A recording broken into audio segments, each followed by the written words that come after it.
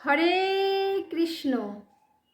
একবার শিব ঠাকুরের সঙ্গে তুলসী দেবীর স্বামী অসুর শঙ্খচূড়ের যুদ্ধ বেঁধেছিল, কিন্তু তুলসী দেবী পতিব্রতা নারী থাকার জন্য সেই যুদ্ধে শিব ঠাকুর শঙ্খচূড়কে বধ করতে পারেননি। তাই ভগবান শঙ্খচূড়ের রূপ ধরে তুলসী দেবীর সতীত্ব নষ্ট করেছিল এবং তারপর শঙ্খচূড় সেই যুদ্ধে মারা গিয়েছিল।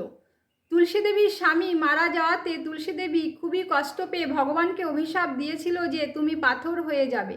ভগবান হাসি মুখে সেই অভিশাপ মেনে নিয়ে তুলসী দেবীকে বলেছিল যে আমি যখন তোমাকে স্পর্শ করেছি এবং তোমার হাতটা ধরেছি, এই হাত কোনোদিনও ছাড়বো না এবং তুমি আমার অত্যন্ত প্রিয়া হয়ে থাকবে।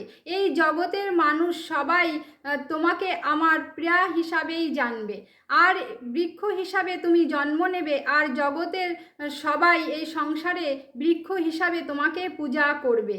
রাধে রাধে।